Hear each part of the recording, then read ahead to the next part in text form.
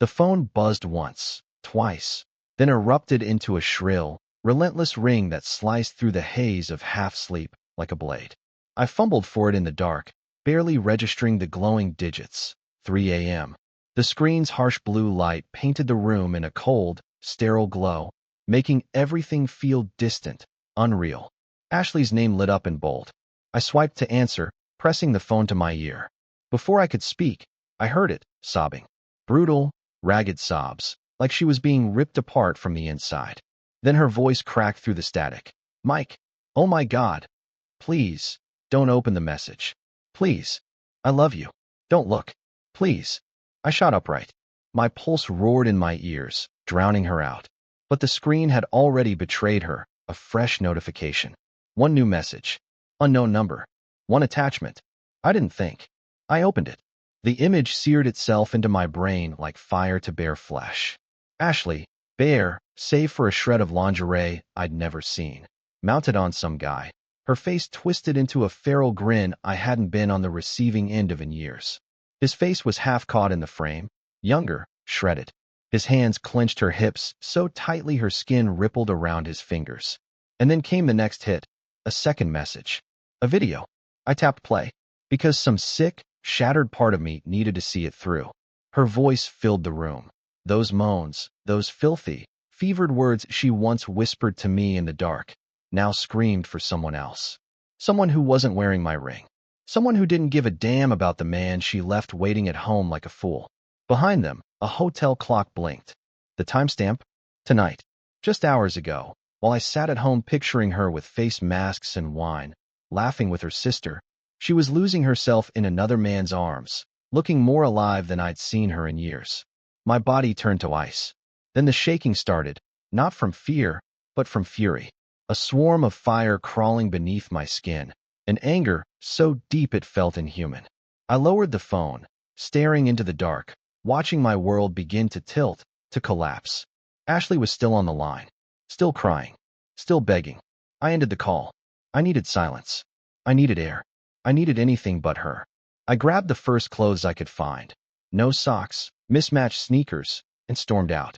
The front door slammed behind me with a crack so loud it made the windows shudder. Outside, the cold night slapped me across the face. I stood frozen on the porch, staring into the void above, sky black and blank. My fists clenched, chest rising and falling like I'd just run a marathon. My mind scrambled to catch up, but the weight on my chest wouldn't budge. That betrayal, it pressed down like a slab of concrete. Every laugh, every whispered, "You're my everything."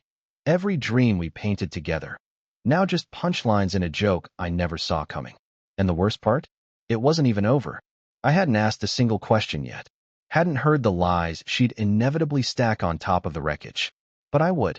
And God help her when I did. I didn't even realize I was driving until I was halfway across town, city lights blurring across the windshield like open wounds. My grip on the wheel was so tight, I couldn't feel my fingers, but I didn't loosen it. I couldn't stop. Stopping meant thinking, and thinking meant feeling. I wasn't ready for that. Somewhere between a flickering gas station and the skeleton of an old mall, my phone buzzed again. Ashley. Another call. I let it ring until it gave up. Then a text. Mike, please come home. We need to talk. I can explain. Explain? What? How she rode some guy like a hormone-drunk teenager while I was working late shifts to save for our dream trip. How she moaned into his mouth while telling me she was too tired to kiss. I laughed, a sound so fractured and hollow it made my own skin crawl. I pulled into an empty parking lot, turned off the engine, and sat there, lungs heaving like I'd just sprinted through fire. I scrolled back through her texts from the past week. Every sweet word now hit like a joke with a cruel punchline. Love you, babe. Rahart. Can't wait to see you when I get back. You're the best thing that ever happened to me. Was I? Or just the backup plan? The safe bet? The fool who waited patiently while she scratched an itch that never had my name on it? My phone buzzed again, and something in me cracked. I answered. Her voice hit me instantly, raw and soaked in panic. Mike, please listen, she begged. I said nothing, just waited. You don't understand, she gasped. It was a mistake. I didn't know what I was doing. I was drunk. It was a dare. It didn't mean anything. Mike, please, you have to believe me. Didn't mean anything? Funny, someone cared enough to film it. Someone cared enough to send it straight to me like a bomb with my name on it. Still, I stayed silent. Let her drown in the words. I wanted her to hear the silence, really hear it. I wanted it to wrap around her throat like a noose, to choke her with the weight of everything she'd done. But she just kept talking, throwing out excuse after excuse like a drowning liar trying to build a time machine out of scraps and panic. He's nobody, she said. It wasn't even serious. I was thinking about you the whole time. I swear to God, Mike, please, please come home. The tears sounded real. But so had her laughter in that video. When she realized I wasn't going to speak, wasn't giving her the reaction she craved, something in her snapped. Her voice flipped cold, sharp, like a blade flicking open in the dark. Fine. If you're going to be a fucking child about it, maybe you're not the man I thought you were. There it was. The real Ashley. The one hiding behind all the I love yous and you're my whole world lies. The mask had finally dropped. I hung up. The rage erupted. I slammed my fist into the steering wheel, again and again, until the horn shrieked into the night. I didn't stop until my knuckles split, until pain was the only thing I could feel over the storm crashing inside me. I looked down at my hand, blood dripping, trembling, and all I could think was, this is what loving her got me. Blood. Silence. Ashes where my future used to be. And somewhere deep inside, a darker voice whispered, you're just getting started.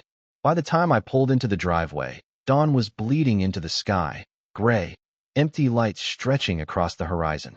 I sat there for a moment, engine humming, staring at the front door like it was a mouth waiting to swallow me whole. Her car was in the driveway. Of course it was. She was inside, waiting, probably practicing her performance, perfecting the tears, rehearsing the tilt of her head, the exact way to twist the truth so I might still, somehow, feel sorry for her. I shut off the engine, gripped the wheel one last time like it could anchor me, like it could prepare me for what waited inside. Then I got out. The porch light flickered above me, fitting. When I opened the door, the house smelled wrong. Not like home, like fear, like vanilla candles and desperation. She stood in the living room, barefoot, hair tangled, mascara streaking down her cheeks, a crumpled tissue clutched in her hand like it might protect her. The moment she saw me, her face collapsed and she rushed forward, arms open, like this was some tragic romance and I was going to catch her and forgive her. I stepped back. She froze, caught mid-reach. Her mouth opened, but no words came, just the sound of her world slipping. Then the lies poured out. Mike, I swear it wasn't planned. I didn't even know him. He was just there. It was a mistake. I didn't feel anything. It meant nothing. Please, you have to believe me. I didn't even blink. Who is he? I asked, voice low, too calm. Her mouth opened, then shut again, like a dying fish gasping for air. He's nobody, she stammered. Just some guy from the bar. I don't even know his last name. Mike, please. But her eyes betrayed her, darting, evasive. Her voice pitched just a little too high. She knew exactly who he was. And even now, when the truth could be the barest shred of dignity she had left, she chose to lie. You're a better liar when you're drunk, I said, brushing past her toward the kitchen. She flinched like I'd struck her. My hands trembled as I reached for a glass, filled it with water, and drank, though it felt like swallowing dust. Behind me, her voice sharpened, growing bolder with blame. What? You think you're some perfect husband? You think you're so easy to love? Maybe if you paid more attention to me, I wouldn't have had to look somewhere else. There it was. The knife. Buried deep. She wasn't sorry. She was rewriting the story, making me the villain. I turned, still holding the glass, my voice quiet and cold. You want me to apologize for your cheating? Is that the game now? She looked like she might say yes. Instead, she crumbled, again. Tears, louder this time, like noise could drown the truth. I was drunk, Mike. I didn't mean for it to happen. You don't know what it's like, feeling invisible, unwanted. I laughed, a sharp, bitter bark that echoed off the walls. Invisible? You were the center of my goddamn universe, Ashley. I worked 2 jobs to give you everything you said you wanted. I missed birthdays, anniversaries, whole nights with my friends, for you. I stepped closer, eyes locked on hers. And you paid me back by letting some random guy raw dog you in a hotel room? She recoiled, good. I wanted her to feel it, to drown in it. For the first time, she had no comeback, no twisted defense. Just stood there, small, broken, in the wreckage she made. I set the glass down with a sharp, deliberate clack. You don't love me, I said quietly. You just loved having someone around to worship you. Her lips moved, but nothing came out, only more tears. I walked past her toward the stairs. Where are you going? She choked out. Packing, I said without turning. You can stay here. Rot in this house. It already smells like betrayal. I didn't look back, not even when she crumpled to the floor, sobbing like the victim in a tragedy she scripted herself. I took the stairs 2 at a time, rage still burning, disgust in my veins, and something colder now, settling deep inside me. It was over. There was no coming back from this. No patching it up, no pretending. I wasn't that guy. I wouldn't play the fool who smiled through the lies, who let her sweet talk her way back into our bed while some stranger's fingerprints still clung to her skin. Upstairs, the life we built stared at me from every corner. Photos on the wall, laughing, sun-drenched memories. Anniversaries, birthdays. The bed we picked together. The soft throw blanket she had to have. The little dresser I built with my own hands. Now it all reeked. Every detail soaked in betrayal, stained with the smell of someone else's sweat. I yanked the biggest duffel from under the bed and started hurling clothes into it. No care, no order. Just fistfuls. As if the faster I packed, the faster I could scrape her off me. Her crying echoed from downstairs, but underneath it, something else. A rapid, whispering rhythm. Typing. I froze. Then it hit me, cold, sharp, and mean. I dropped the clothes and crossed the room in 2 strides, snatching my phone from the nightstand. It buzzed the moment my hand touched it. Another message. Unknown number. Yo bro, don't blame her too much. She's just a girl who needed real attention. Fire. I stood there, breath ragged, heart pounding. This wasn't a one-time mistake. This wasn't guilt. This was mockery. They were laughing at me. I scrolled. Another message popped up. She said you were boring as F*** K face with tears of joy. And just like that, something inside me snapped. Clean, final. I stormed downstairs, each step landing with the force of a war drum, rattling the walls. Ashley was curled up on the couch, clutching her phone like it could save her. Her eyes lit up when she saw me, hope rising like a flare in a storm. Mike, please, just please sit down. Let's talk like adults. I know I F*** ked up, but... I tossed my phone onto the coffee table with a loud smack. It slid, hit a coaster, spun in place. Talk to your little boy toy, I growled. He seems to know a hell of a lot about our marriage. Her face drained, gone pale like the life had been sucked right out of her. You're texting him, I said. Right now? What? Begging him to stay quiet. Telling him you miss him already? Looking for comfort. No, it's not like that, she stammered. But it was. And we both knew it. Mike, please. You're unbelievable. I cut her off, voice low and cold enough to freeze the room. You don't even have the decency to fake guilt for 5 fucking minutes before crawling back to the guy you let inside you. She lurched to her feet, stumbling, hands shaking like she was gripping onto the last thread of a lie. It's not what you think, Mike. He's lying. I swear he's lying. I'm just trying to fix this. I'm trying to protect us. Us. I spat the word like poison. There's no us. You blew us to hell the second you spread your legs for him. The words hit her like a slap, and for a moment, her whole body recoiled, like she finally felt the damage she'd done. Good. She needed to feel it. Every sharp edge of the truth. Just like I had. We stood there, locked in a silence thick enough to choke on. 2 strangers. 2 enemies. Surrounded by the ashes of something we once called a marriage. Then, softly, barely more than a whisper, she said, Mike, please. Don't leave. Please. I'll do anything. I looked at her. This woman I used to dream with, used to fight for, used to love so fiercely I would have burned the world down for her. And I felt nothing. You already did enough. I turned and walked upstairs. This time, I packed with clarity. With purpose. Not like a man running, but like someone who knew exactly what he was walking away from. And for the first time since that call at 3 a.m., something close to peace stirred in me. Because no matter what came next, the shouting, the sobbing, the lawyers, the sideways glances from friends, none of it could break me. She already did the worst thing imaginable, and I survived it. Barely. I shoved the last of my clothes into the duffel, yanked the zipper closed so hard it screamed, and slung the bag over my shoulder. The weight of it grounded me, heavy, solid. A reminder that I was still here, still standing, leaving with what little she hadn't destroyed. When I came down the stairs, she was perched on the arm of the couch, hollow and desperate. Her eyes snapped to me the second I appeared, wild with panic. She shot up and blocked the door, as if her shaking frame could actually hold me back. Mike, please, don't go. We can fix this. We can go to therapy. I'll block his number. I'll change. I swear to God. You mean everything to me. It was almost funny. A week ago, those words would have shattered me. Now, they just sounded cheap. Like she'd found the words in a fortune cookie. Cheap, mass-produced, meaningless.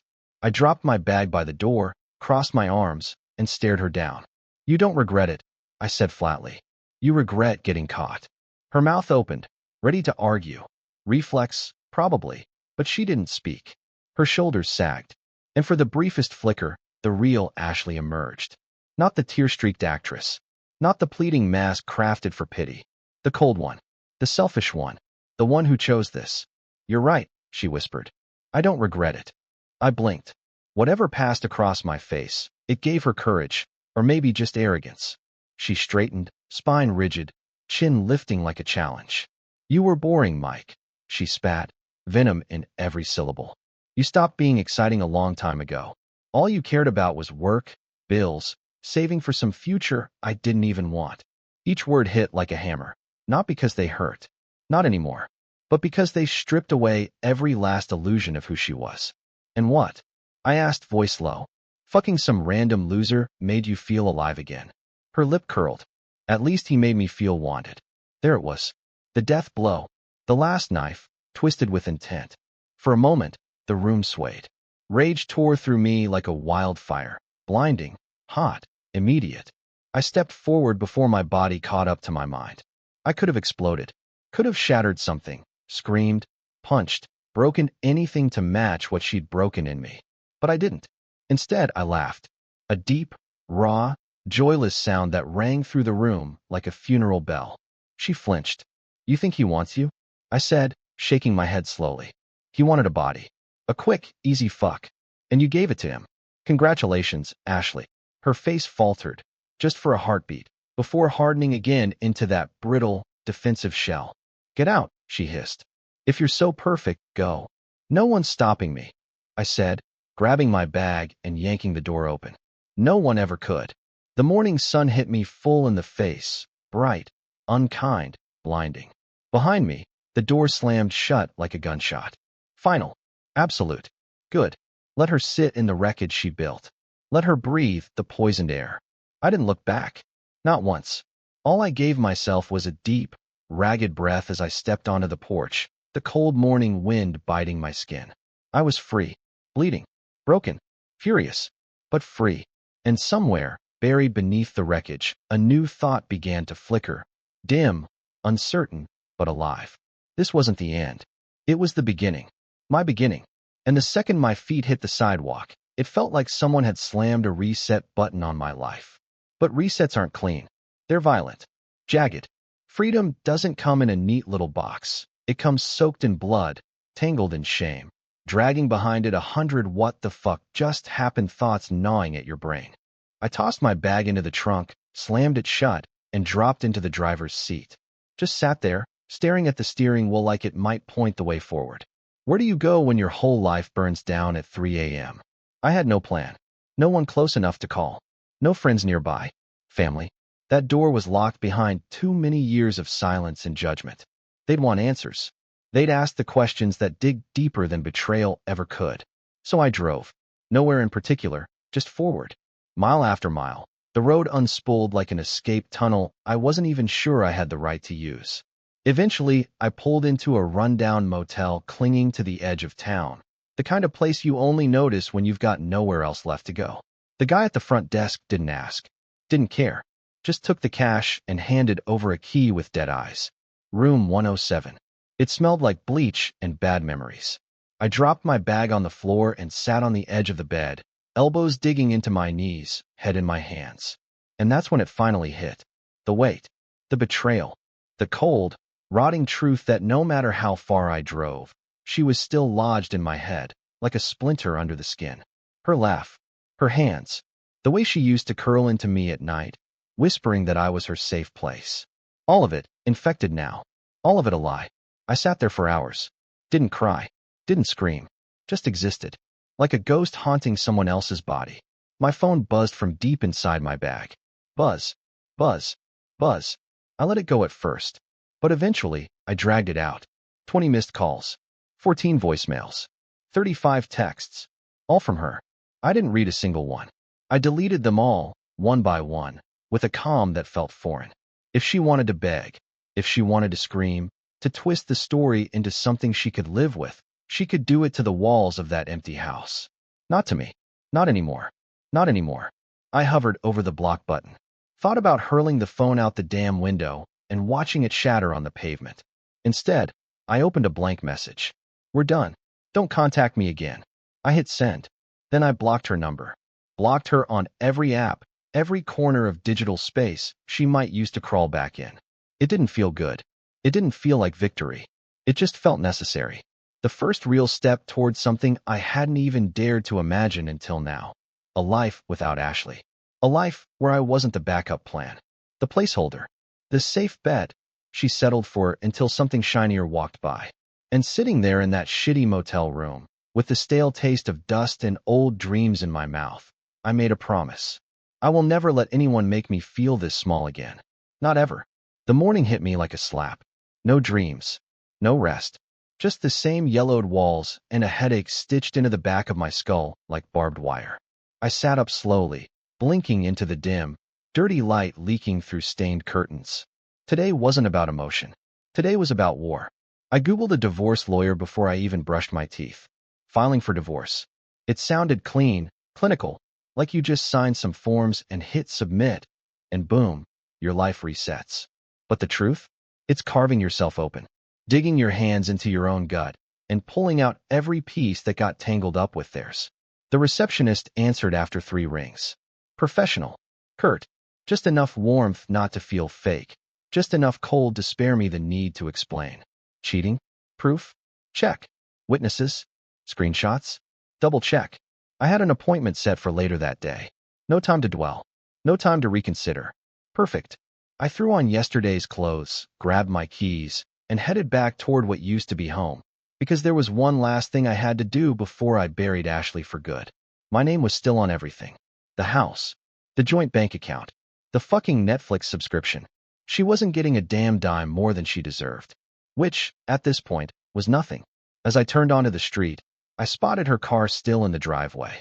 Of course, part of me wondered if she'd even slept, or if she'd spent the night pacing, crying, rehearsing a fresh batch of lies she thought might still work on me. Didn't matter. I wasn't there to talk. I parked across the street, heart hammering, face carved from stone. I sent one text, coming in for my documents. Don't talk to me. A minute later, the door creaked open. She stood there barefoot, drowning in an old hoodie. Mine. Looking about 3 inches tall. I didn't so much as glance at her as I walked past. Straight upstairs. Straight to the file cabinet in the office we once shared like it meant something. I yanked everything. Birth certificates. Marriage license. The irony. Bank statements. Insurance papers. All the threads that still tied me to her life. She lingered at the bottom of the stairs, whispering my name like a ghost. Mike, please. I ignored her, until her voice snapped sharp, slicing through the silence like a poisoned arrow. You're really going to throw away everything over one mistake? One mistake. Like it was forgetting to buy milk. Like it wasn't a goddamn video at 3 a.m. of her riding another man like she forgot I even existed. I came down slowly, one step at a time, every movement deliberate. Dropped the stack of papers into my bag.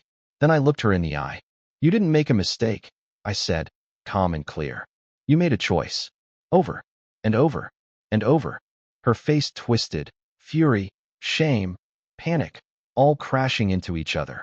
Then she lashed out. You think you're so perfect, she hissed. You think you'll find someone better than me? I smiled. Cold. Hollow. I don't need better, I said. I just need different. Someone who doesn't treat loyalty like an optional setting. That shut her up. We stood there in silence. 2 people who once swore they'd die for each other, now strangers in the ruins of what used to be love. Then I turned and walked out.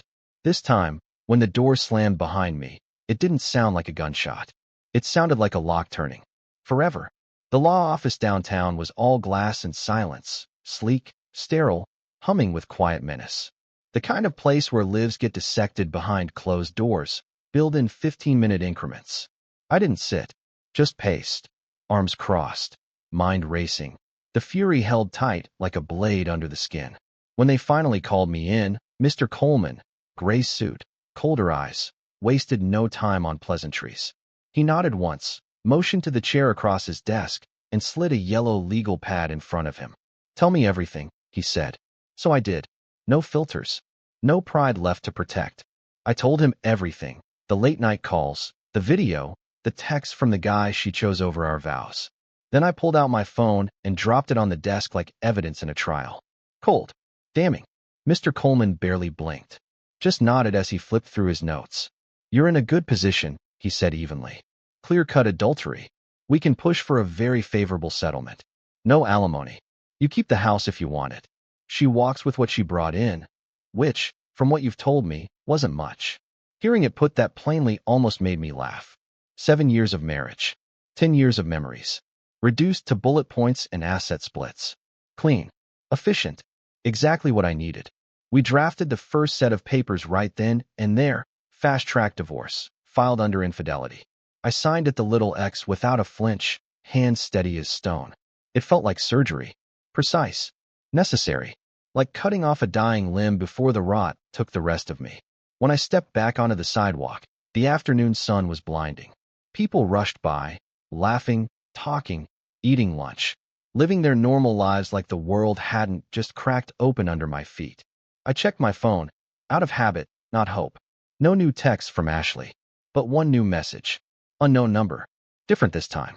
I hesitated, thumb hovering over the screen. Another hit of poison? Another grenade dressed as words? Curiosity won. "Yo, man. We should talk." She lied to both of us. "Meet up? Just 10 minutes. Your call." Attached was a selfie. And yeah, it was him. Same face from the video. The guy who wrecked my marriage with his bare hands and didn't even flinch doing it. For a second, rage rose so fast it painted the world red. But then, something in his message stuck like a splinter. She lied to both of us. Both. Was he just another fool? Another body she used to feel powerful while I was out killing myself to build her a future? Part of me wanted to delete it. Toss the phone. Erase the number. Keep walking forward without ever looking back. But the darker part, the one hollowed out by betrayal, wanted truth. Wanted blood. I stared at the screen for a long time. Then typed 2 words. Where and when. Because if I was going to burn the whole thing down, I wanted to see the ashes myself. I wanted to watch every single piece of it burn. Turn to ash. He picked the worst possible place. Some dingy coffee shop off a half-dead side street. The kind of joint where the booths were cracked, the lights flickered, and the coffee tasted like burned regrets and unpaid dreams. Fitting, honestly. I got there first. Took a booth facing the door, back to the wall. Just instinct now. 10 minutes later, he walked in. And yeah, it was him. Same gym rat build. Same fake confidence in every step. The kind of guy who thinks a six-pack and a sleeve of tattoos make him bulletproof. But up close, the swagger was gone. He looked jittery, twitchy, nervous as hell. He slid into the booth across from me without ordering, elbows on the table, voice low. "Mic right." I didn't answer, just stared. Let the silence settle, thick and suffocating. Finally, he exhaled and rubbed a hand down his jaw. "Listen, I didn't know she was married. Not at first." I kept staring. He shifted under the weight of it. "I met her at a bar. She said she was single, said her last relationship was toxic, that she was just trying to feel normal again. Of course she did. Playing the wounded little angel desperate for affection." He swallowed. "It wasn't just one night." My jaw locked. I thought we had something real," he said, his voice bitter now. "I didn't know about you until I saw a fucking framed wedding photo. On her dresser. Our dresser. The one I picked out when we moved in. The one I built piece by piece because she said she wanted something classic for our forever home." The room tilted for a second. "You kept seeing her after that?" I asked, my voice like ice sliding across steel. He winced. "At first, she told me you guys were separated. Just roommates now. That she was scared to tell you she'd moved on." I let out a dry, sharp laugh. "Of course she did. Why face the wreckage when you can spin another web and sit in the center like a spider? He stared at his hands. You weren't supposed to see the video, he muttered. I swear. She sent it to me that night, bragging. Said she finally got what she deserved. My blood ran cold. Bragging. I echoed. He nodded, eyes full of guilt. Yeah.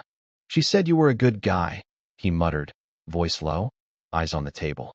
But boring as hell. Said she deserved someone who could keep up with her. Whatever the fuck that means. Every word hit like another punch to the ribs. Ashley hadn't just cheated, she celebrated it. She bragged, laughed, rubbed it in like what we had was some joke she'd finally outgrown. I leaned back in the booth, feeling something shift inside me. Not peace, not quite, but close. Clarity. He looked up, desperate now. I'm sorry, man. For real. I didn't know. If I had, you didn't wreck my marriage, I said, cutting him off. She did. He blinked. But it was the truth. He was just a symptom. She was the disease. We sat there in silence. Two men who should have been enemies, but were really just collateral damage from the same wreck. Eventually, I stood. No hard feelings, I said. But stay the fuck out of my life. He nodded, shame painting his face. I walked out without another word. Outside, the sun was sinking low, bathing the city in blood-red light. Fitting. Everything was dying. But something new, something meaner, harder, stronger, was clawing its way up through the ashes inside me. And for the first time in a long time, I didn't feel afraid of what came next. The motel room felt different when I came back that night. Still smelled like bleach and cheap soap, still had that busted-ass lamp flickering in the corner, but something in me had changed. Maybe it was hearing it straight from the source. Maybe it was finally seeing Ashley for who she really was. Or maybe it was just the quiet, powerful truth settling in my bones. No matter how bad it hurt, I survived it. I sat on the edge of the bed, stared at my duffel bag, and realized I wasn't running anymore. I was starting over. It wouldn't be clean, wouldn't be quick. Some wounds don't heal soft. They scar ugly and deep. They catch on your clothes. They split open when you least expect it. But scars are better than open wounds. Scars mean the fire didn't win. The days that followed moved fast. Papers filed. Joint accounts closed. A for sale sign hammered into the lawn of the house we once called home. I didn't stick around to watch it rot. I found a one-bedroom apartment on the other side of town. Tiny. Ugly. But mine. Mine. Alone. The nights were hard at first. The silence hit like a fist. The stretch of bed where she used to sleep felt like a crater. The muscle memory of reaching for someone who wasn't there anymore took time to unlearn. But slowly, agonizingly slowly, I stopped reaching. I built new routines, new habits, new parts of myself. I reconnected with old friends, the ones I'd let drift because Ashley always had plans or wasn't feeling social. I picked up boxing again, the thing she once called a waste of time. I hit that heavy bag until the ache in my chest turned into something I could hold, something I could beat back. I started laughing again, real, full laughs. And for the first time, I didn't flinch at the sound of my own happiness. Ashley tried to reach out a few times, always through someone else. Mutual friends with soft eyes and softened voices. She made a mistake. She misses you. She's changed. I never responded. Not once. Because I finally understood something she never could. Real love doesn't humiliate you. Real love doesn't make you beg for respect. It doesn't leave you shattered at 3 a.m. It doesn't live in a video you can't unsee, etched into your brain like a scar. And if you're reading this, wondering whether you should stay with someone who betrayed you, here's your answer. Don't. If they loved you, they wouldn't have done it in the first place. No amount of crying, no avalanche of excuses or blame will erase the truth. They made a choice to destroy you. Now it's your turn to make a choice. Choose survival. Walk away. Walk through the fire.